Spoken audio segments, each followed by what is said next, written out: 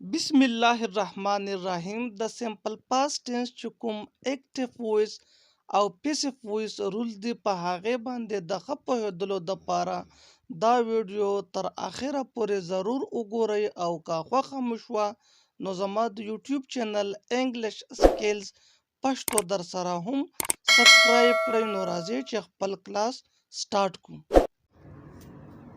اول با اکټیو وایس او پیسیو وایس وپیژنو چې اکټیو وایس دا کومې فکرې دي او پیسیو وایس دا کومې فکرې دي. یاد دې وي چې تاسو اولریډي په اکټیو وایس باندې پوهیږئ ځکه چې دا نورمل فکرې وي کومې چې مونږ یوزولي یوز کوو، رایټ کوو یې، سپیک کوو یې. مای ډیر ووز لکه څنګه چې تاسو لا دا مثال ښکاري هی کلینډ د روم. دا اوس یوه فکره ده کومه چې د سمپل پاست ټینس سره تعلق لري او دا په اکټیو موډ کې ده، ځکه چې په دې سینټینس کې د ډور آف ان ایکشن سبجیکټ دی، یعنی هی کلینډ د روم هغه کمره صفه کړې وه. دلته دا کارکوونکي چې کوم دی دا سبجیکټ دی، دا ډور آف ان ایکشن دی. او کله چې دا پیسیو وایس موډله راشي نو دا به داسې شي چې د روم واز کلینډ بای هیم. نو په پیسیو وایس کې چې سبجیکټ کوم وي هغه ریسیور آف ان ایکشن وي. په اکټیو وایس کې سبجیکټ د ډور آف ان ایکشن وي او په پیسیو وایس کې سبجیکټ ریسیور آف ان ایکشن وي. بل چې کوم دا نور چینجنګ پکې راغلو دا په کومه طریقه راغلو او د دې رولز دي د دې دپاره زما سره اوسئ. د سمپل پاست ټینس اکټیو وایس او پیسیو وایس افرمیټیو سټرکچر یعنی پازیټیو سټرکچر، هغه سټرکچر د کوم په مدد سره چې مونږه د سمپل پاست ټینس چې کومه مثبت جمله وي، پازیټیو فکره چې وي، هغه مونږه د اکټیو وایس نه پیسیو وایس لا کنورټ کوو. نو دلته دواړه سټرکچر دي، د سمپل پاست ټینس چې کوم پازیټیو اکټیو وایس سټرکچر او د سمپل پاست ټینس پیسیو وایس پازیټیو سټرکچر دی. نو اکټیو وایس سټرکچر دا په دې طریقه دی چې زموږ سره به سبجیکټ وي، یعنی د ډور آف ان ایکشن آی وی یو دی هی شي ایټ سنګولر نیم پلورل نیم ایټسیټرا. د دې نه پس به بیا وي سیکنډ فارم آف د ورب، یعنی د ورب چې کوم دویم فارم وي هغه او بیا به وي اوبجیکټ. دا د سمپل پاست ټینس اکټیو وایس سټرکچر دی د پازیټیو سینټینس دپاره، د افرمیټیو سینټینس دپاره.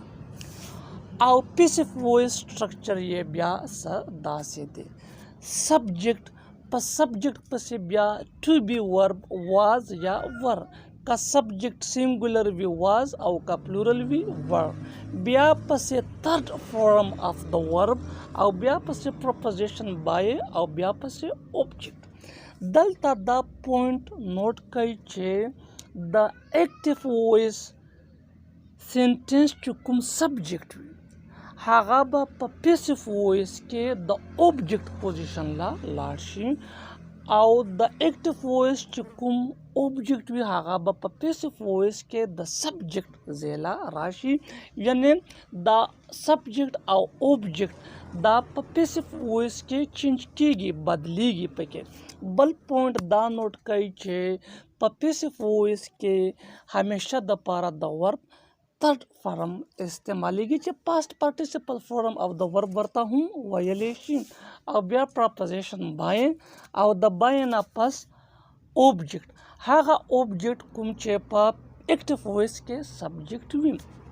بل دا پوینټ هم نوٹ کړئ چې زموږ سره کوم سبجیکټ پروناون وي دا هم بیا خپل فارم خپل شکل چینج کوي، هغه داسې چې آی کله د اوبجیکټ ځای له لاړ شي نو دا به می شي، او می چې د سبجیکټ ځای له راشي دا به آی شي. یو دا په دواړو ځایونو په دواړو پوزیشنو کې په همدې شکل کې وي، نه په سبجیکټ کې به هم وي او په اوبجیکټ کې به هم وي. وي دا چې اوبجیکټ ځای له لاړ شي دا به آس شي او آس چې د سبجیکټ ځای له راشي دا به وي شي. همدغسې چې کوم هی دی دا به په اوبجیکټ کې هم شي دا چې د اوبجیکټ ځای له لاړ شي دا به هر شي او هر چې کله د سبجیکټ ځای له راشي دا به شي.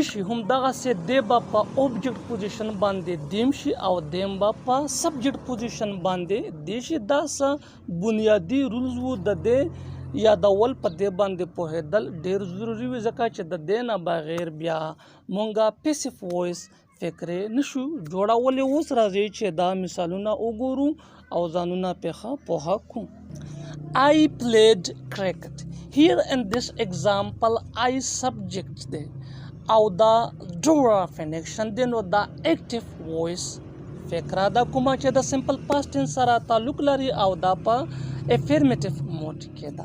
دا چې اوس پیسیف وایس لا مونږ کنورټ کوو نو بالکل هماغه سټرکچر به فالو کوو یعنی کرکټ دا به سبجیکټ شي په پیسیف وایس کې او کرکټ دا سینګولر دی نو مونږ به هیلپینګ ورب واز استعمالوو. نو کرکټ واز اوس به د ورب تر فارم استعمالیږي. کرکټ واز پلیډ بیا پسې پروپوزیشن بای نو کرکټ واز پلیډ بای او دا هی چې کله اوبجیکټ ځای نه سوري د آی چې کله اوس د اوبجیکټ ځای ځي نو دا به می شي.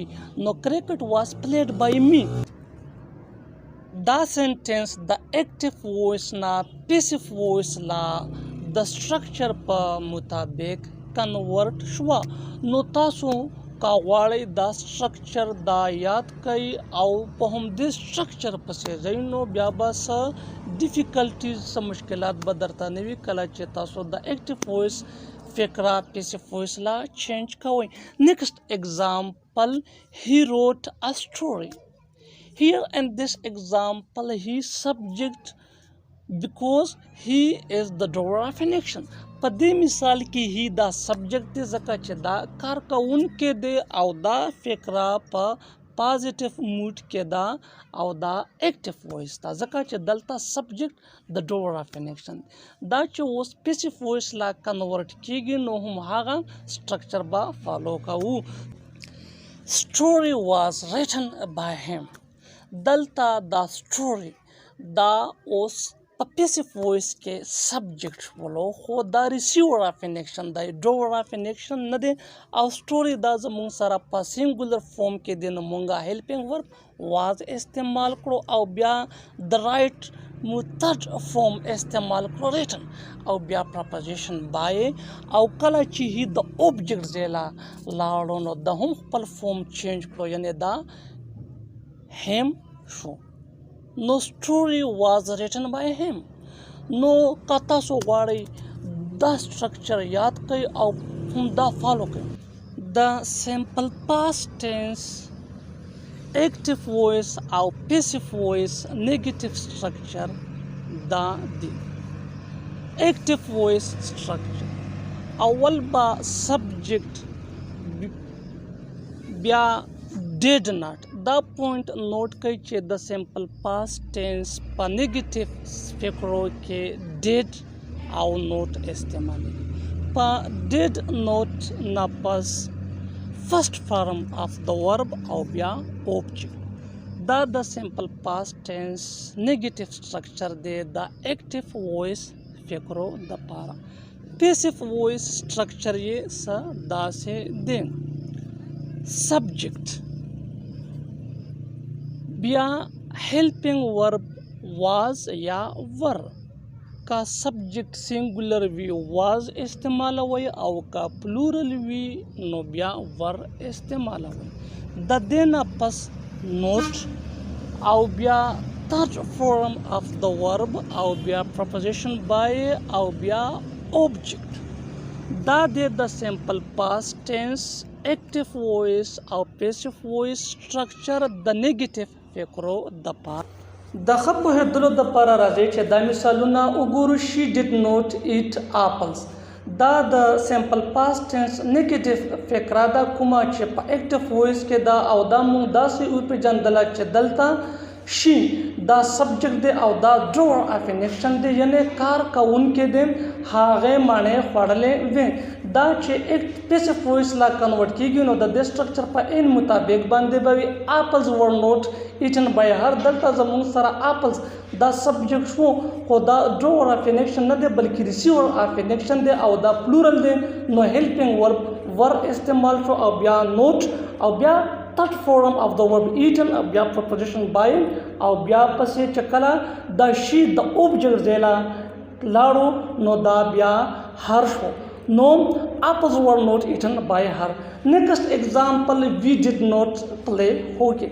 دا هم د simple past tense negative فکره ده په active voice کې دا ځکه چې دلته کې subject we دی ځکه چې دا دلته ډرور اف ان ایکشن دی دا چې پیسیف وایس لا کنورټ کیږي نو hockey was not played by us. نو دا و د simple past tense active voice او passive voice structure د negative فکرو د پاره. اوس راځي چې انټروګیټیو فکرې وګورو. لدینا پس د سمپل پاست ټینس اکټیو وایس او پیسیو وایس سټرکچر د انټروګیټیو فکرو د پاره معمولی غوندې فرق دی او هغه دا دی چې کوم دا هیلپینګ ورب دی ډیټ په اکټیو وایس کې دا به د سبجیکټ نه مخکې استعمالیږي او همدغسې په پیسیف وایس کې با واز یا ور د سبجیکټ نه مخکې استعمالیږي.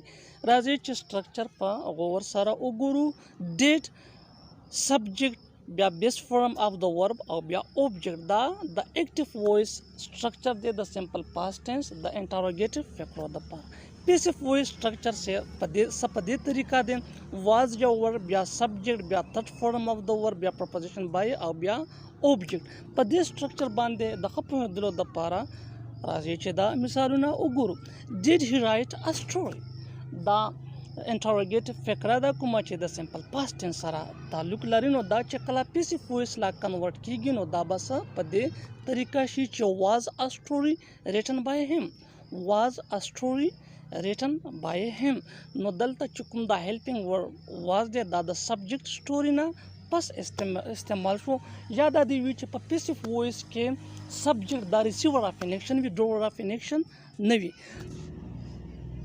نیکسٹ ایگزامپل ډیډ آی هیلپ دی دا انټروګیټیو فکره ده کومه چې د سمپل پاست ټینس سره تعلق لري او په اکټیو وایس موډ کې دا چې پیسیف وایس لا کنورټ کیږي نو په دې طریقه به کنورټ کیږي.